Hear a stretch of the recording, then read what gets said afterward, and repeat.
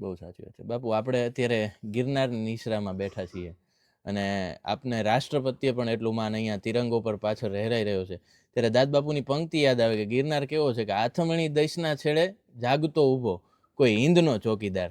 તો સાધુ તરીકે એ પ્રશ્ન મને કરવો ગમશે કે ગિરનાર પર્વતનું, ગિરનાર ક્ષેત્રનું મહત્વ કેટલું? ગિરનારનો તો હિમાલયનો દાદો છે.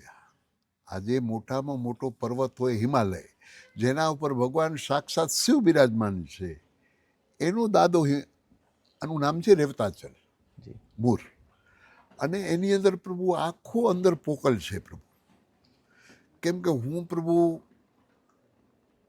જ્યારે મોરબીની હોનારત થઈ હતી 79 કે હવે મને બરોબર ખ્યાલ નથી, એને 5 દિવસ થયા હતા, ત્યારે પ્રભુ આ સામે પાછળ જોગણીઓ છે, જોગણીઓ પહાડ, એની અંદર પ્રભુ મેં 14 મહિના સુધી સાધના કરી હતી અને ખાલી આંબલીના પાન, કનેરના ફૂલ અને પાણી 3 ચીજ લેતો અને દિગંબર અવસ્થામાં આમાં હું રહેતો.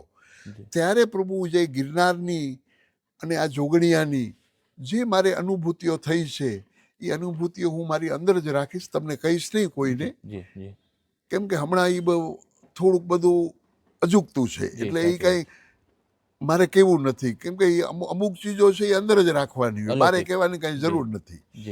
એટલે ગિરનાર ગિરનાર જ છે. અને પ્રભુ એવો કોઈ ભારતનો સંત, સાધુ, ઋષિ, મુનિ, તપસ્વી કે જેણે ગિરનારની મુલાકાત ન લીધી હોય. અને ગિરનાર છે જે પ્રભુ, એ અમારે દશનામ સાધુ સમાજનો ખૂટો એટલે ખીલો કહેવાય છે. આજે પણ સંન્યાસીને કોઈને પૂછો આપકા ખૂટા કોણ સા, તો એ કહેશે કે ગિરનાર.